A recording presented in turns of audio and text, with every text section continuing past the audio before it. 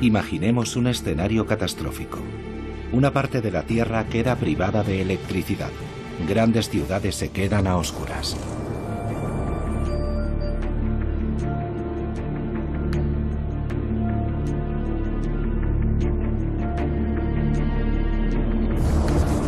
La meteorología espacial, el nacimiento de una nueva ciencia.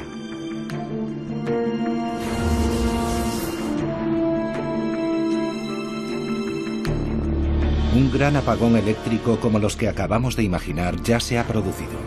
Ocurrió el 15 de marzo de 1989 en Canadá y dejó a oscuras a 10 millones de habitantes. Buenas noches. Una vez más, la ciudad de Quebec se quedó sin electricidad la noche pasada. Esta mañana, los quebequeses se han despertado con un precioso día de invierno.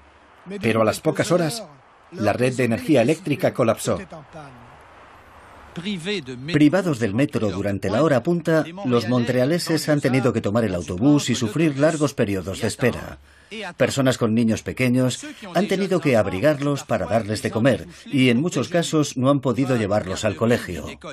Muchos bancos han tenido que funcionar sin ordenadores ni cajeros automáticos, pero las cajas de ahorro del grupo de Jardin se felicitaban por haber invertido para prevenir la pérdida de datos en caso de colapso eléctrico.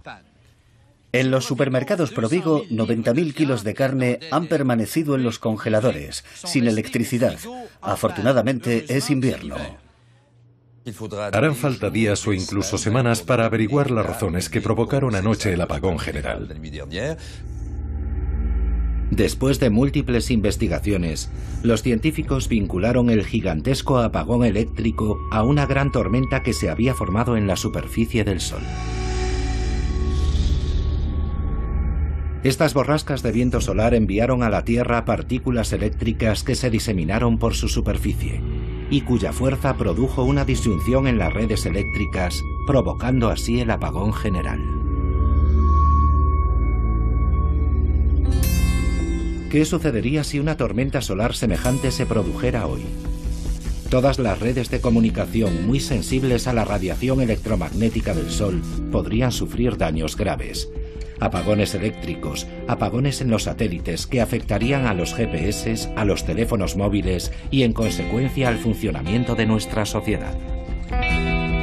En 2009, un informe de la Academia de las Ciencias estadounidenses y de la NASA estimó que una sola tormenta solar de gran amplitud podría acabar con la economía estadounidense durante 10 años, con un coste estimado de $6 billones. ¿Es necesario entonces temer lo peor? Yo creo que debemos ser muy prudentes en lo que concierne a los escenarios catastróficos, porque cuando planteamos esos escenarios despertamos el miedo en la gente. Es preciso abordar la cuestión fríamente y con mucha tranquilidad. En este momento la actividad solar es relativamente baja. Tenemos poco tiempo, pero es necesario actuar no jugar con el miedo, no jugar con la catástrofe. Eso no sirve de nada. Es necesario ponerse a trabajar. Este ciclista que atraviesa tranquilamente la gran plaza de Amberes es Jan Lillenstein. Fue uno de los primeros científicos europeos en comprender la importancia de los impactos de la meteorología espacial sobre la Tierra. Con el paso de los años se ha convertido en el unificador europeo de esta joven disciplina.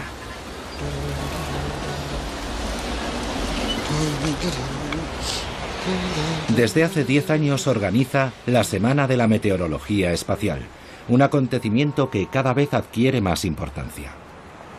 Al principio era un coloquio en el que participaban un centenar de especialistas. Hoy son 400, que proceden del mundo entero y trabajan en campos muy diferentes, todos interesados en la meteorología espacial.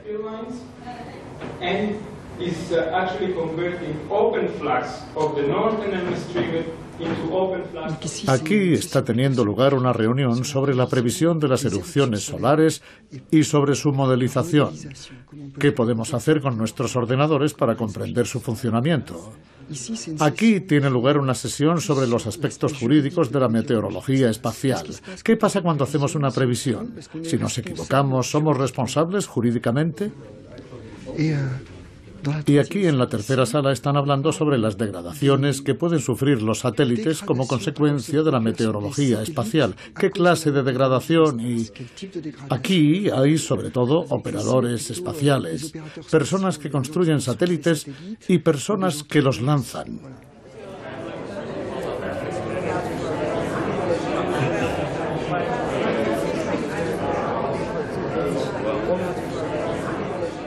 La meteorología espacial es dos cosas a la vez. Es un fenómeno, la actividad solar. La Tierra está bañada en la actividad solar y esta ejercerá un impacto sobre un gran número de fenómenos terrestres, naturales y artificiales. La atmósfera superior se calentará y entonces empezará a moverse, habrá corrientes de electrones, de iones, y estos fenómenos afectarán a nuestra tecnología. Y luego está la disciplina que determina de qué forma se verá afectada, cuándo resultará afectada. ¿Será mañana, pasado mañana? ¿Podremos preverlo? ¿Seremos capaces de modelizarlo? ¿Seremos capaces de decirle a la gente, cuidado, van a tener un problema de tal magnitud en tal momento?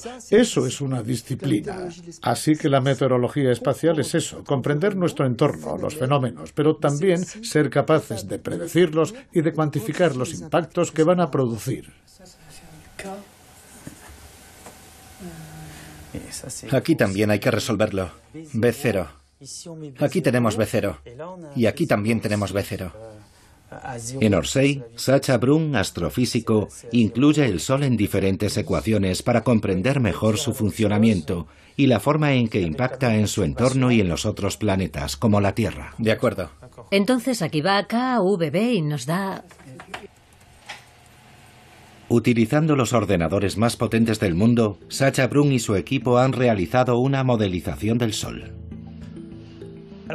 El Sol es una gran bola de gas, compuesta por dos zonas principales. Una zona de convección en el exterior, donde hay movimientos muy turbulentos, y una zona interior, en la energía transportada por los fotones. En el epicentro de esa zona hay un corazón nuclear que abastece de energía a largo plazo. Para hacernos una idea, son varios centenares de millares de centrales nucleares, donde 60 millones de toneladas de hidrógeno se queman cada segundo. Y esa energía ha permitido que el Sol haya ardido durante 4.500 millones de años. Si estuviera compuesto de carbón y no tuviera un centro nuclear, solo ardería durante 20.000 años. El Sol emite luz, calor, pero también emite partículas. ¿Y por qué emite partículas, lo que denominamos viento solar? Lo hace porque su superficie está muy caliente. Su corona, su atmósfera enormemente extendida, no puede ser estática y se transforma en una especie de viento permanente. De modo que el Sol tiene un viento que baña todo nuestro sistema solar y a veces en ese viento se producen tormentas. Cuando se produce una erupción, esta materia sale al espacio y viaja a través de todo el sistema solar. Eso es lo que llamamos la meteorología espacial. Lo que nos interesa como investigadores es comprender la propagación de esas nubes magnéticas y cómo pueden impactar en los planetas. Un flujo constante de partículas eléctricas procedentes del Sol baña constantemente nuestro planeta, la Tierra. Ese viento solar tarda unos 2 días en llegar hasta nosotros. Luego es desviado hacia los polos por el campo magnético que rodea a la Tierra. Cuando las partículas eléctricas del Sol entran en contacto con los átomos de la atmósfera superior, se produce una reacción luminosa. Es así como se forman las auroras boreales, que son la manifestación más visible de la actividad solar sobre la Tierra.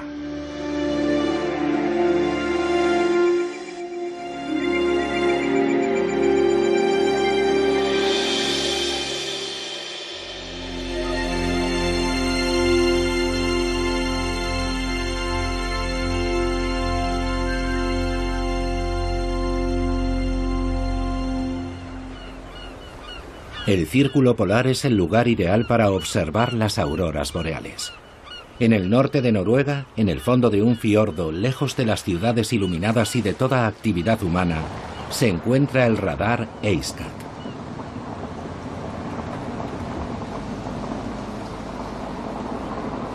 Investigadores del mundo entero vienen a trabajar a este observatorio.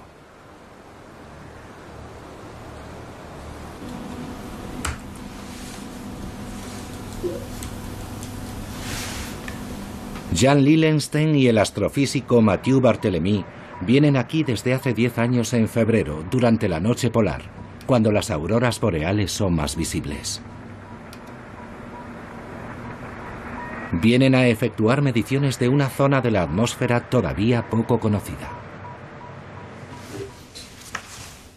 La actividad solar influye en todo el entorno espacial y nuestro objetivo es realizar una medición correcta de cómo el entorno espacial ha sido perturbado por la actividad solar. Hasta 50 kilómetros de altitud se encuentra todavía la atmósfera inferior y podemos enviar globos para efectuar mediciones in situ. Por encima de los 300 kilómetros de altitud empezamos a tener satélites y a 500 kilómetros está la Estación Espacial Internacional, donde también se efectúan mediciones. Pero hay una capa de la atmósfera que no somos capaces de medir bien y lo único que tenemos para medirla es la radiación nocturna de las auroras boreales. Esta zona, situada entre los 50 y los 200 kilómetros de altitud, es la ionosfera, el lugar por el que los vientos solares cargados de partículas eléctricas entran en la atmósfera y, por tanto, donde tiene lugar la meteorología espacial.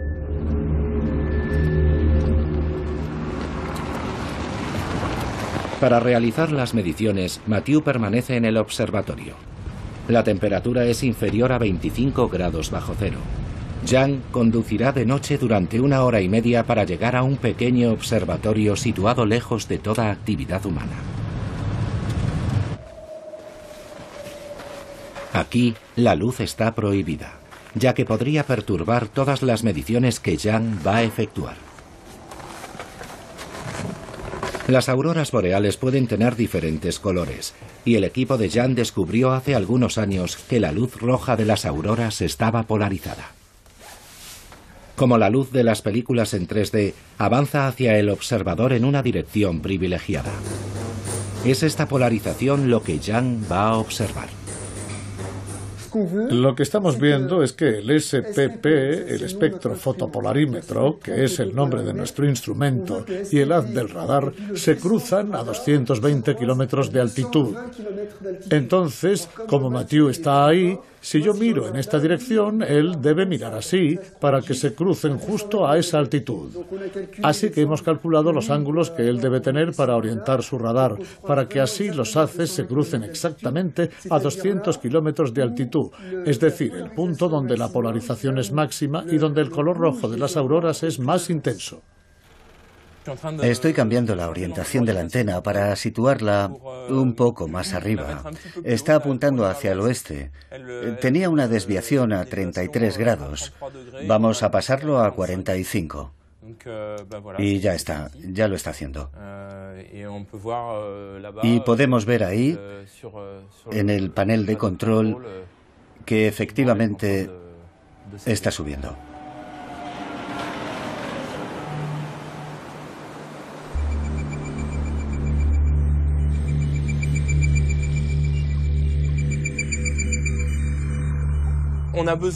Ahora necesitamos llevar a cabo los dos experimentos de forma simultánea y en el mismo punto del cielo, para poder relacionar los datos del radar y los datos ópticos que obtengamos.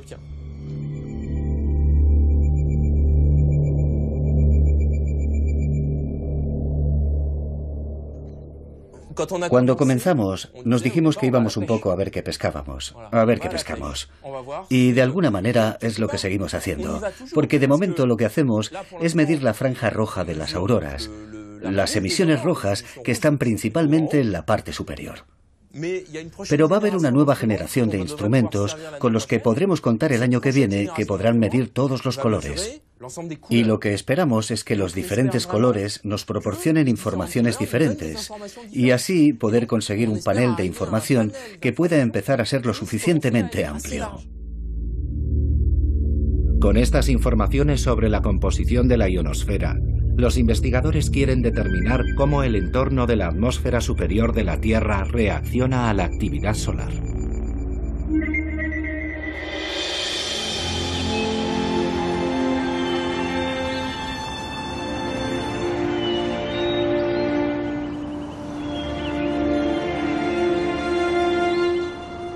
A finales del siglo XIX, un físico noruego, Christian Birkeland, había comprendido ya que las auroras boreales tenían una relación directa con el Sol. Construyó una herramienta, la tierrilla, que fue totalmente olvidada después de su muerte y redescubierta hace varios años. Hoy la tierrilla ha sido declarada monumento histórico en Noruega. En el Museo de la Universidad de Tromsø, Jan y Mathieu vienen a ver este experimento fundamental para la meteorología espacial. Que es bombeada por una bomba de vacío. En una cámara de vacío, Birkeland colocó una esfera magnetizada que representaba la Tierra frente a un cañón de electrones que representaba el Sol. Entonces observó la aparición de coronas luminosas a la manera de las auroras boreales. Hace 4 años, Jan Lillensten y su equipo se inspiraron en el experimento ideado por Birkeland para crear la Planeterrela, un simulador que permite ver un gran número de interacciones entre el Sol y diferentes planetas. Una esfera representa el Sol y la otra esfera la Tierra o cualquier otro planeta del sistema solar. Jan ha ideado un experimento fácil de mostrar para que el gran público pueda contemplarlo. Hoy va a presentarlo a un grupo de estudiantes de las afueras de Grenoble, con los que está desarrollando un proyecto pedagógico. Buenos días. Me llamo Jan Lillensten y conozco a algunos de vosotros. Me alegra, sí, me alegra veros. Estáis todos en quinto, ¿verdad? Sí. Sí. Muy bien. ¿Veis bien todos? Si no, también podéis colocaros detrás de mí. Muy bien. Lo que voy a hacer para empezar es conectar esta boquilla al polo negativo de la pila y será una estrella. Y luego voy a conectar esta esfera al polo positivo y será un planeta. Y dentro de cada esfera he colocado un imán. ¿Sabéis que la Tierra es como un imán? Utilizamos una brújula, ¿sí? ¿Todo el mundo sabe eso? Sí. Vamos a ver qué ocurre. ¿Podemos apagar la luz? Es necesario que nuestros ojos se habitúen un poco. Dios mío, qué bonito. Voy a explicaros qué es lo que estamos viendo. Eso que estamos viendo son gigantes en el espacio y estamos viendo este Sol y este planeta como si fueran gigantes, extraterrestres en una nave espacial. Ahora voy a hacer otra cosa. Voy a efectuar un cambio. Muy bien, estoy introduciendo aire. Ahora, con un poco más de aire en la campana, aunque sigue habiendo un vacío bastante grande, vemos las cosas más brillantes. Vemos que cuando la electricidad se acerca a la Tierra, hay una zona brillante en el espacio y se ve muy bien cómo la electricidad se distribuye hacia el norte o hacia el sur magnéticos del planeta. Y lo que vamos a ver ahora es lo que denominamos líneas de campos magnéticos. Así que esto nos permite visualizar lo invisible, ver de una forma muy sencilla lo que se enseña en la universidad y que para la mayoría de los estudiantes no son más que ecuaciones de lo invisible. ¿Entendéis? ¿Es súper complicado lo que os estoy explicando? No, se entiende. No, sois súper listos. Estudiad todos ciencias porque sois súper listos. ¿Tenéis alguna pregunta? ¿No? Entonces vamos a encender la luz.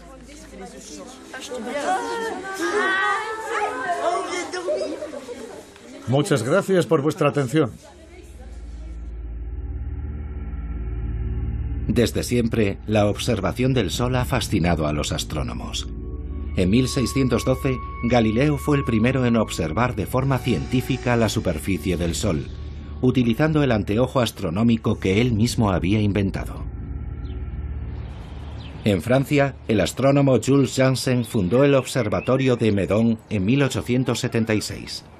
Se dedicó principalmente a fotografiar el Sol, revolucionando así la astronomía, ya que la fotografía permite conservar un resultado objetivo de la observación.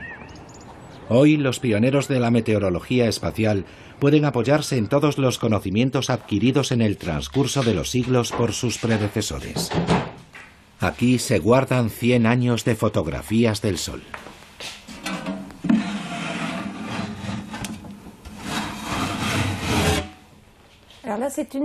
Esta es una de las primeras placas para la observación del Sol de Janssen. Data de 1888 y se ven muchas manchas en el Sol, en el centro. Y es muy interesante, porque vemos la sombra y la penumbra. Aquí hay una colección de 4 cajas de 40 por 40. Después, en 1908, las observaciones continuaron y se denominaron observaciones sistemáticas. Son placas más pequeñas, de 13 por 18. Aquí tienen una. Y estas placas se utilizaron hasta 1981. Luego se utilizaron las hojas fotográficas y después pasó a ser totalmente digital con el espectroliógrafo digital desde 2002. Así que yo he escaneado desde el año 1908 hasta 1926. Todavía queda toda esta parte por escanear, esta parte, esa, hasta 1974. Así que quedan unos 50 años por escanear, lo que supondrá unos 15 o 20 años de trabajo y supongo que antes de eso ya me habré jubilado. Es una colección única de placas de vidrio. Solamente hay un lapsus en las observaciones solares durante la guerra, desde el 14 hasta el 18, porque no había observador.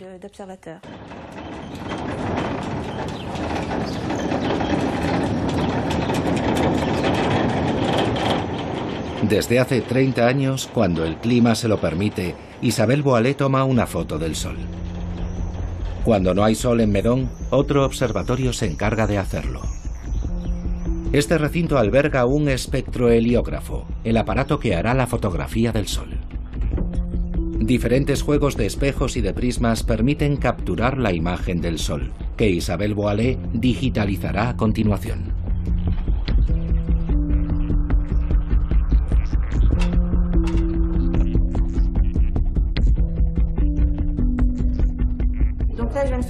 Acabo de capturar una imagen en directo y enseguida vamos a ver qué ha captado.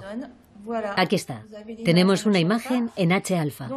Aquí podemos ver que hay nubes que por desgracia ya han pasado, pero es una buena imagen porque podemos ver las regiones activas y los filamentos. Así que la voy a registrar. Esto que vemos aquí son los filamentos. Son zonas más oscuras, es gas, la materia más fría. Y en los extremos vemos las protuberancias, que aquí no se ven muy bien, y por eso hacemos postprotuberancias. Aquí lo tenemos, es un eclipse artificial. Una protuberancia es materia, es gas que se escapa del Sol y entra en el espacio. Aquí podemos ver cómo se escapa, vemos esta materia que se escapa del Sol. Aquí podemos ver una protuberancia en el extremo este que forma un filamento sobre el disco y una protuberancia en el extremo oeste, y pueden volver a aparecer tras una rotación solar. Aquí vemos una región activa que comienza a ser brillante. Es el principio de una erupción solar y se produce alrededor de manchas solares. Las manchas son la manifestación visible de la actividad solar. Es por tanto en estas regiones donde se originan las tormentas solares. En general, las manchas solares se desarrollan y desaparecen en el transcurso de varias semanas. Algunas pueden ocupar extensiones de hasta 200.000 kilómetros cuadrados.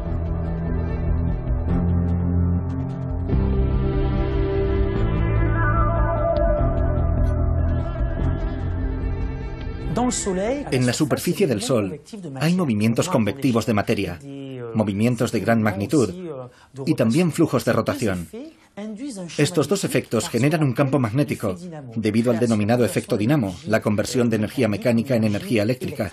Y estas corrientes producen bucles en la superficie, que pueden convertirse en estables.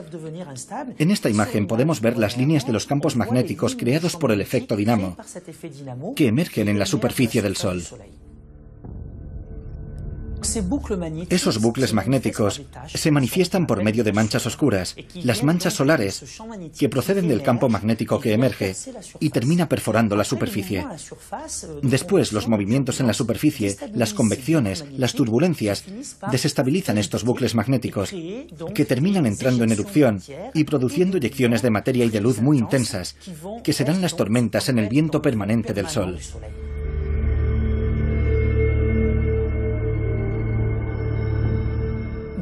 En los periodos de calma, más o menos cada 3 días, se produce una gran erupción, llamada eyección de masa coronal. Y en los periodos activos, se producen unas 3 erupciones al día. Así que tenemos prácticamente un factor 10 entre el mínimo y el máximo de actividad solar. Y depende totalmente de su geoeficacia, el que terminen impactando o no en la Tierra. Todas las erupciones que se producen en el Sol no impactan obligatoriamente en la Tierra.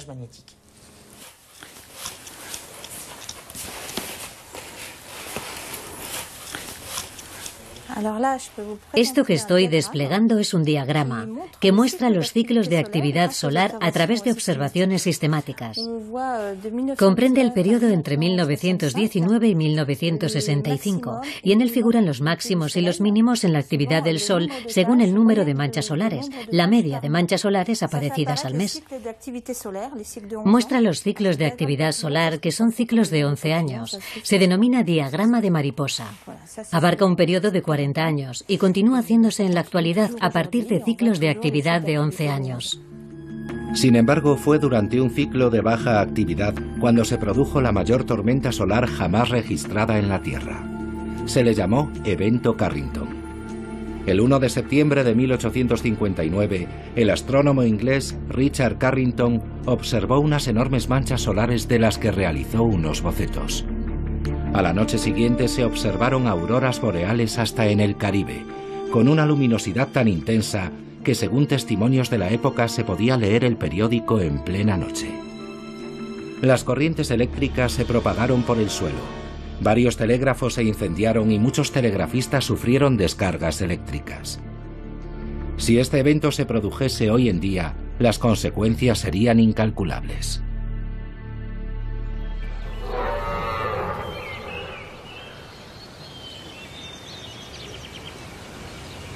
Por lo tanto, es fundamental que sigamos aprendiendo cosas sobre el funcionamiento del Sol. Aquí, en los bosques de la Sologne, muy lejos de cualquier perturbación electromagnética, los científicos escuchan el Sol gracias a las ondas de radio. En la estación de radioastronomía de Nancy, que forma parte del Observatorio de París, enormes antenas capturan de forma permanente las emisiones de radio procedentes del Sol. El Sol emite radiación en una banda muy amplia de frecuencias o longitudes de onda. En Meudon podíamos observar el Sol en el rango visible, lo que en realidad representa una pequeña banda de frecuencia y de longitud de onda. Mientras que aquí, en Nancy, observamos las grandes longitudes de onda en el rango de las ondas de radio, de manera que necesitamos herramientas completamente diferentes. Aquí, como se puede ver, tenemos antenas de radio distribuidas a lo largo de grandes distancias, y con estas antenas reconstruimos imágenes de la atmósfera del Sol mediante ondas de radio. En Nancy, todas las herramientas informáticas se colocan en una jaula de Faraday. Este recinto se emplea para proteger los equipos de las perturbaciones electromagnéticas y eléctricas externas. Aquí, en esta pantalla de control, se pueden ver las diferentes señales que llegan de las antenas en tiempo real. Y aquí, en esta otra pantalla, se muestran imágenes de la corona solar, que se reconstruyen casi en tiempo real, y que son observadas en 8 frecuencias diferentes. Esto nos proporciona una visión tridimensional de la corona del Sol. Por desgracia, en este preciso momento, la imagen que tenemos del Sol no es muy buena, porque casualmente tenemos un parásito que interfiere con la imagen del Sol. En la actualidad resulta cada vez más complicado realizar observaciones de radio a nivel del suelo, debido a la proliferación de teléfonos móviles y todo tipo de instrumentos asociados a las nuevas tecnologías. El entorno electromagnético global está cada vez más congestionado y, por lo tanto, resulta muy difícil tener un lugar completamente libre de parásitos. Atención a la cuenta atrás. Para liberarse de esta contaminación terrestre tan intensa, los científicos se apoyan cada vez más en las observaciones del Sol realizadas por multitud de satélites. Ignición. Atención, plano del motor Vulcano. Plano del cohete. Atención, plano del despegue.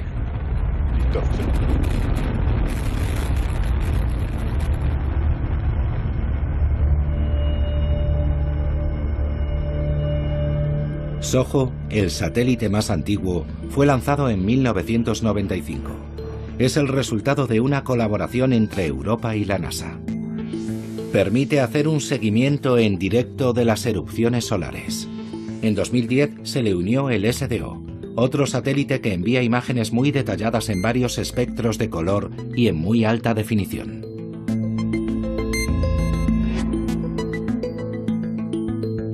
Otro satélite, ACE, está posicionado entre el Sol y la Tierra. Como si se tratase de una baliza, analiza la composición del viento solar que pasa a través de él y puede dar la alerta 30 minutos antes de que una tormenta geomagnética alcance la Tierra.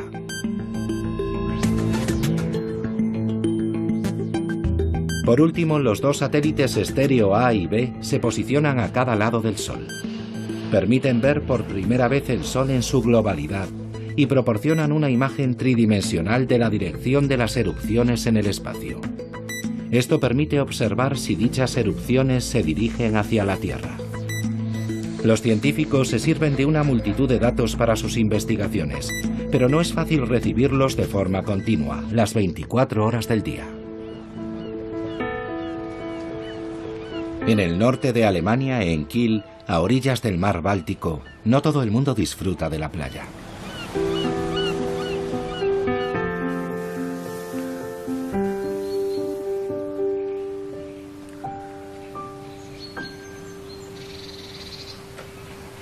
Per Dudek es profesor de geografía jubilado y un apasionado radioaficionado. Recuperó un equipo civil y militar impresionante y con la ayuda de un amigo construyó una estación de escucha en su jardín. Un día se sorprendió al recibir una llamada de la NASA. La NASA me preguntó, además de a otros observatorios, si disponía de tiempo para recibir los datos de los satélites estéreo, porque estaban, y lo siguen estando, en una situación difícil. Sus sondas, enviadas a todas partes, a Marte, a Júpiter, han funcionado mucho más tiempo de lo que habían previsto y no tienen capacidad suficiente para recopilar toda esa información, así que nos llamaron para solicitar nuestra ayuda. De este modo se convirtió en voluntario de la NASA. Contribuye a la recogida de datos, que luego son accesibles a todo el mundo, científicos y aficionados. Aquí se puede ver el receptor. Y ahí se ve la señal del satélite estéreo. La señal pasa a este ordenador y desde aquí los datos se transmiten directamente a la NASA. Los datos que estamos transfiriendo aparecen en esa pantalla. Bien, aquí está la Tierra. Aquí el satélite estéreo A, cuya señal recibimos en este momento, y aquí estéreo B, cuya señal capturaremos dentro de pocos minutos. Ahora, como se puede ver, estéreo A acaba de dejar de transmitir en banda estrecha para transmitir en banda ancha, y eso solo puede recibirlo la NASA. Así que vamos a pasar a estéreo B. La antena se moverá y podremos recibir la señal de estéreo B que no transmite a la NASA.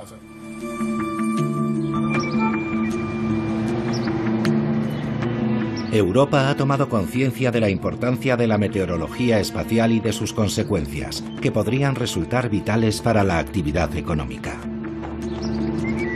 En abril de 2013, el Real Observatorio de Bélgica se convirtió en el Centro Europeo de Coordinación de Meteorología Espacial. 24 horas al día, 7 días a la semana, los meteorólogos del espacio montan guardia para identificar lo antes posible las tormentas solares. Cada semana los científicos se reúnen para hacer un balance. Otros investigadores pueden intervenir a través de videoconferencia. Hoy es el caso de Jan Lillenstein.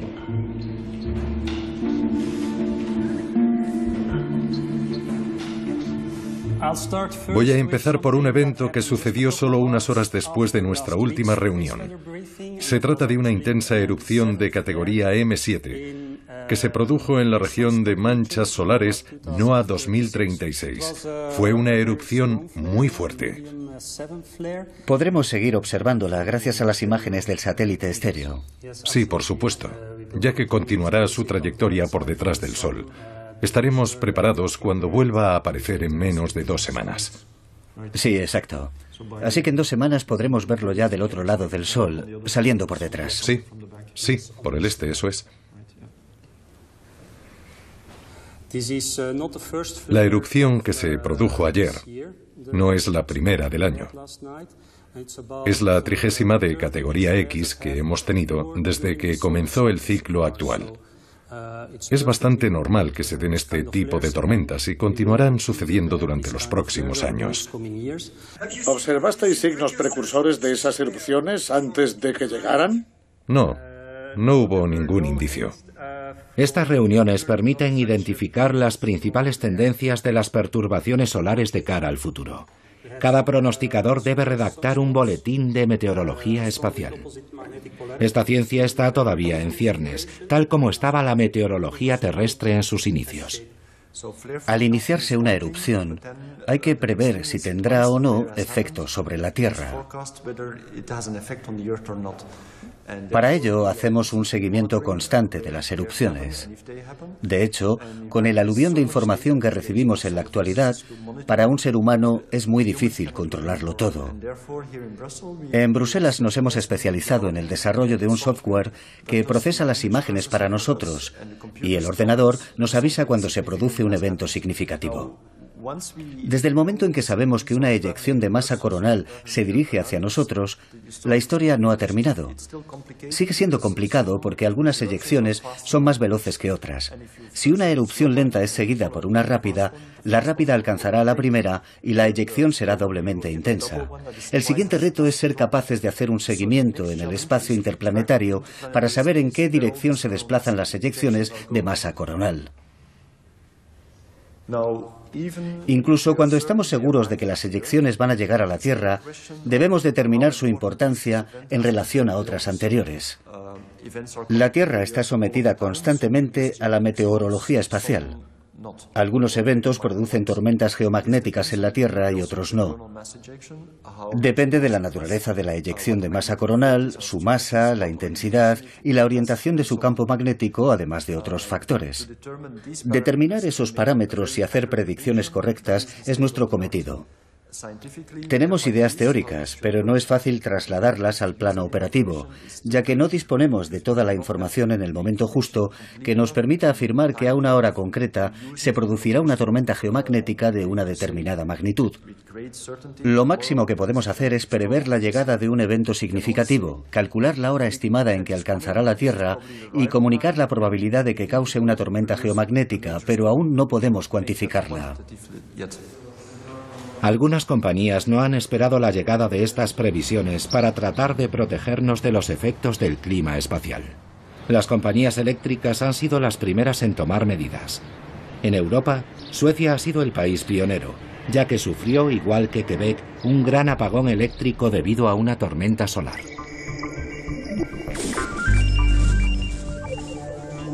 El satélite SOHO nos muestra la imagen de dicha tormenta, que sumió a la ciudad de Malmö en la oscuridad el 31 de octubre de 2003.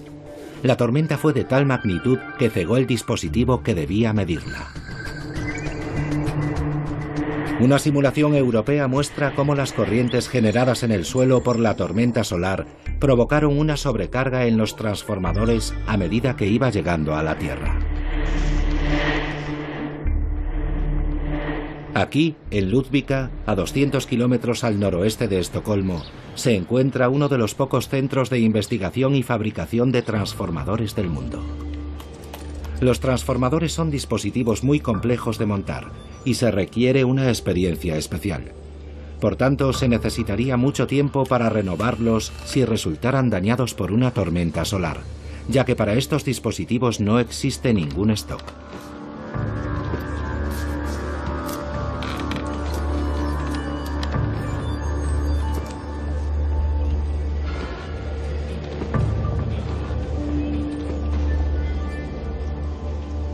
En la planta de Ludvika, los ingenieros someten a los transformadores a eventos de envergadura para poner a prueba su fiabilidad. Hará falta aún mucho tiempo para sustituir todos los antiguos transformadores por esta nueva generación de equipos. Aquí es donde probamos todos nuestros transformadores antes de la entrega. Un transformador es un dispositivo que debe durar mucho tiempo, 30 o 40 años de forma fiable. Por eso realizamos pruebas rigurosas y simulamos todo tipo de condiciones posibles en una red eléctrica para garantizar que ofrecemos buenos productos. Simulamos tormentas, rayos, las funciones de disyunción y conmutación. Simulamos también la función de sobrecarga en la red y probamos la temperatura para garantizar que nuestros transformadores operan en buenas condiciones térmicas. Las compañías eléctricas han aprendido mucho de los eventos de Quebec y Malmo. Han llevado a cabo numerosas investigaciones para tratar de entender lo que sucedió en las redes y para desarrollar soluciones. Ahora, los relés modernos son capaces de distinguir entre una corriente geoinducida y un fallo generalizado en la red, de modo que pueden evitar los apagones provocados por tormentas geomagnéticas. Aparte de los transformadores, los ingenieros desarrollan también soluciones para que un incidente aislado no provoque perturbaciones en el conjunto de la red. Su objetivo es evitar el efecto dominó que podría causar una avería generalizada. Los efectos de la meteorología espacial se sienten hasta en el fondo de los océanos. El Île de Bats es un buque cablero que a una profundidad de 6.000 metros despliega un cable de fibra óptica capaz de transmitir el equivalente a 120 millones de llamadas telefónicas simultáneamente. En la actualidad, el 95% de las comunicaciones, ya sean telefónicas, por internet o por televisión, pasan a través de estas autopistas submarinas. En los años 70, los ingenieros instalaron cables de cobre, sin imaginar que la presencia de este metal podría tener graves consecuencias. Lo interesante de estos cables submarinos es que las distancias sobre las que se despliegan son tan grandes que si tenemos en cuenta que en el interior del cable hay metal, este reacciona como una inmensa antena. De hecho, una de las antenas más grandes que podemos encontrar en el planeta. Es un excelente sensor para detectar cualquier interferencia electromagnética, y en particular las provenientes del Sol. Cuando se instalaron los primeros cables, observaron que había fluctuaciones de voltaje muy fuertes, de tensión, cuando se propagaba la información. Y en esa época no entendían la razón. No habían hecho la asociación entre esas fluctuaciones, que son muy significativas debido a las largas distancias y el viento solar. Los ingenieros tardaron décadas en establecer ese vínculo. Hoy en día los cables son de fibra óptica. La fibra transporta la luz, que no es sensible a los efectos del clima espacial. Pero cuando se trata de grandes distancias hay que amplificar la señal óptica con regularidad, gracias a repetidores que son alimentados por un cable de cobre. Y este cable sí se ve afectado por las perturbaciones electromagnéticas. Este es el típico cable submarino que podemos encontrar en algunas partes de las redes submarinas. En el interior hay una decena de fibras y alrededor se puede ver claramente una vaina de cobre, cuya función es aportar energía al cable. El resto del metal es solo un refuerzo para proteger el cable contra los eventuales problemas que pueda sufrir durante su vida útil.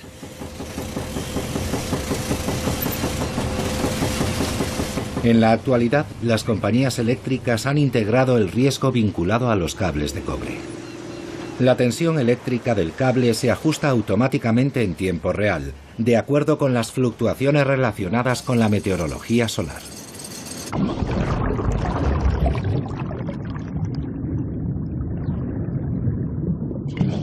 Ya sea en tierra o en el fondo del mar, es difícil escapar a la influencia de la meteorología espacial. Pero el cielo tampoco se libra de ella. Esa es la razón por la que hay que vigilar los satélites.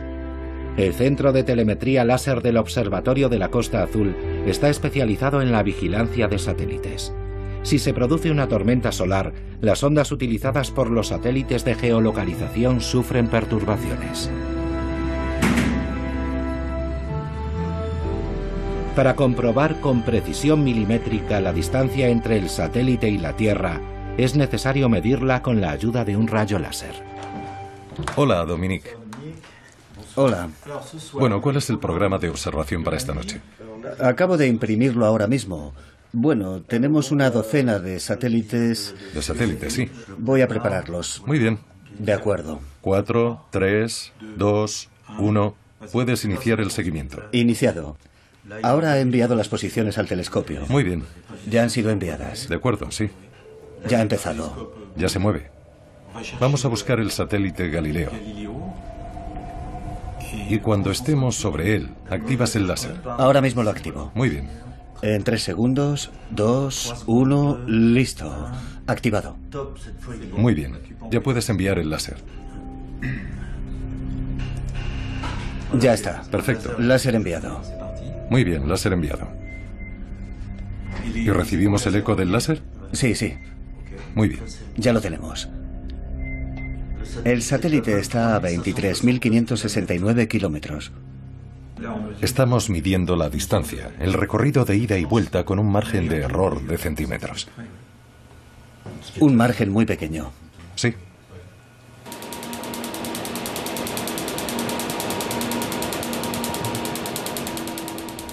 El láser se forma aquí y a continuación se reenvía por un sistema de espejos al telescopio.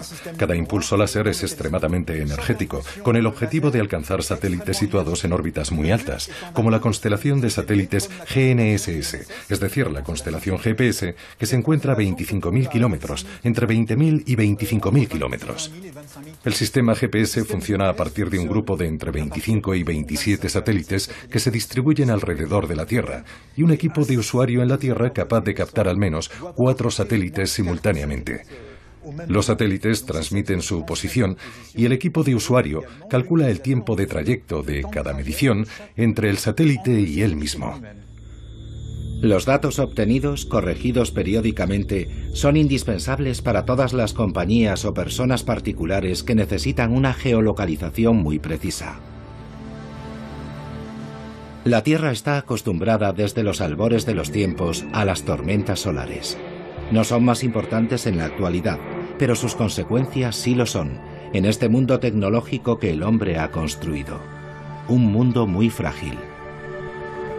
El 23 de julio de 2012, imágenes obtenidas por satélite mostraron la violencia de una erupción solar.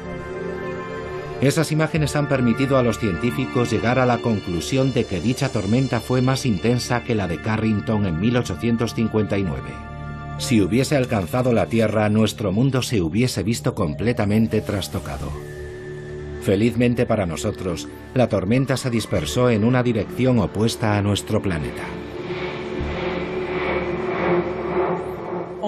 Siempre nos preguntamos cuáles son las probabilidades de que se produzca un evento importante. Para entenderlo, tenemos que situar el Sol en su contexto más amplio, es decir, el Sol como estrella. Hemos podido realizar estudios de estrellas de tipo solar que tienen su masa aproximada, digamos un 20% más o menos masiva, y observar cuántas de estas estrellas están activas y pueden eventualmente tener erupciones o lo que llamamos supererupciones. Eventos como mínimo equivalentes al de Carrington y hasta 10.000 veces más potentes. Colegas japoneses han demostrado que la probabilidad distaba mucho de ser desdeñable. Para eventos del orden de 100 veces el evento Carrington se producen aproximadamente cada 800 años y para un evento 10.000 veces mayor que el de Carrington se produciría cada 5.000 años. Incluso en el lapso temporal de la civilización humana, la probabilidad de que se produzca una supererupción no es nada desdeñable y los efectos sobre nuestra sociedad tecnológica serían devastadores.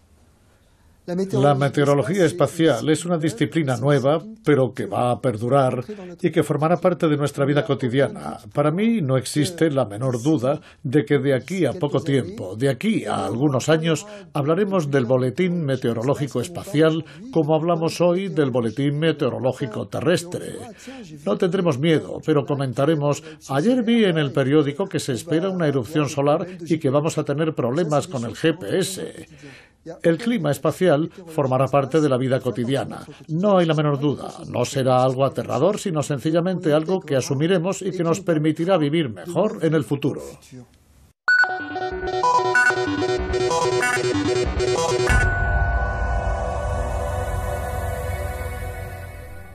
Señoras y señores, buenas tardes. La noche pasada, poco después de la medianoche, una erupción solar muy intensa se produjo en la superficie del Sol. En los próximos días, el viento solar podría soplar a una velocidad superior a la normal, una velocidad que podría alcanzar 2.100 kilómetros por segundo. Se espera una gran tormenta geomagnética en el hemisferio norte. Podremos disfrutar de hermosas auroras boreales en Escandinavia, en Escocia, en Canadá y en Alaska, como la que pueden ver justo detrás de mí. Podrían ser visibles incluso en París si el cielo permanece despejado durante la noche. En las próximas 24 horas las perturbaciones podrían comenzar por la mañana y durar hasta el final del día. En concreto, debemos prever parásitos en la radio y averías en el GPS y en las transmisiones vía satélite si nos ven a través de su antena parabólica.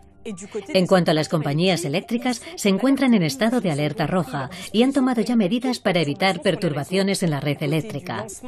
En lo que respecta al lanzamiento de un satélite a través del cohete Ariane, queda aplazado. Todo debería volver a la normalidad pasado mañana. No olviden hacer una copia de seguridad de sus datos informáticos como medida de seguridad. ¡Feliz tarde!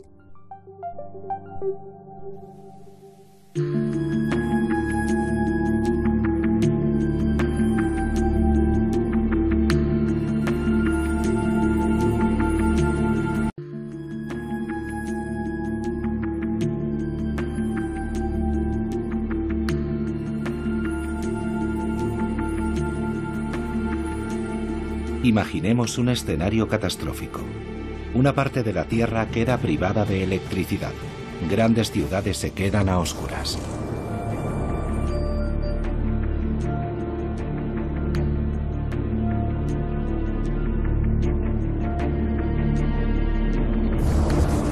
La meteorología espacial. El nacimiento de una nueva ciencia.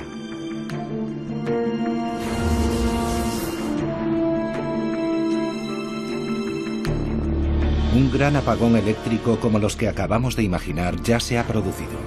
Ocurrió el 15 de marzo de 1989 en Canadá y dejó a oscuras a 10 millones de habitantes. Buenas noches. Una vez más, la ciudad de Quebec se quedó sin electricidad la noche pasada. Esta mañana, los quebequeses se han despertado con un precioso día de invierno. Pero a las pocas horas, la red de energía eléctrica colapsó. Privados del metro durante la hora punta, los montrealeses han tenido que tomar el autobús y sufrir largos periodos de espera. Personas con niños pequeños han tenido que abrigarlos para darles de comer y en muchos casos no han podido llevarlos al colegio. Muchos bancos han tenido que funcionar sin ordenadores ni cajeros automáticos, pero las cajas de ahorro del grupo Desjardins se felicitaban por haber invertido para prevenir la pérdida de datos en caso de colapso eléctrico.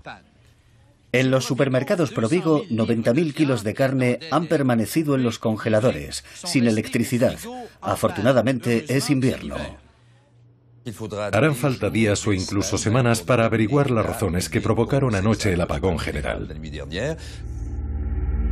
Después de múltiples investigaciones, los científicos vincularon el gigante estimado de 6 billones de dólares. ¿Es necesario entonces temer lo peor? Yo creo que debemos ser muy prudentes en lo que concierne a los escenarios catastróficos, porque cuando planteamos esos escenarios despertamos el miedo en la gente. Es preciso abordar la cuestión fríamente y con mucha tranquilidad. En este momento la actividad solar es relativamente baja. Tenemos poco tiempo, pero es necesario actuar con... no jugar con el miedo, no jugar con la catástrofe. Eso no sirve de nada. Es necesario ponerse a trabajar.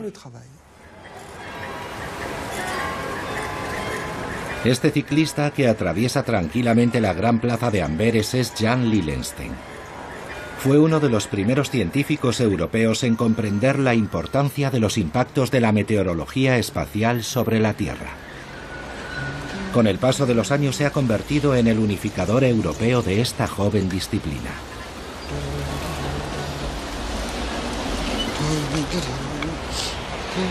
Desde hace 10 años organiza la Semana de la Meteorología Espacial, un acontecimiento que cada vez adquiere más importancia. Al principio era un coloquio en el que participaban un centenar de especialistas. Hoy son 400, que proceden del mundo entero y trabajan en campos muy diferentes, todos interesados en la meteorología espacial. Is actually converting open flux of the northern hemisphere Aquí está teniendo lugar una reunión sobre la previsión de las erupciones solares y sobre su modelización. ¿Qué podemos hacer con nuestros ordenadores para comprender su funcionamiento? Aquí tiene lugar una sesión sobre los aspectos jurídicos de la meteorología espacial. ¿Qué pasa cuando hacemos una previsión? Si nos equivocamos, ¿somos responsables jurídicamente? Gigantesco apagón eléctrico a una gran tormenta que se había formado en la superficie del Sol. Estas borrascas de viento solar enviaron a la Tierra partículas eléctricas que se diseminaron por su superficie y cuya fuerza produjo una disyunción en las redes eléctricas, provocando así el apagón general. ¿Qué sucedería si una tormenta solar semejante se produjera hoy? Todas las redes de comunicación muy sensibles a la radiación electromagnética del Sol podrían sufrir daños graves. Apagones eléctricos, apagones en los satélites que afectarían a los GPS, a los teléfonos móviles y en consecuencia al funcionamiento de nuestra sociedad. En 2009, un informe de la Academia de las Ciencias estadounidenses y de la NASA estimó que una sola tormenta solar de gran amplitud podría acabar con la economía estadounidense durante 10 años, con un coste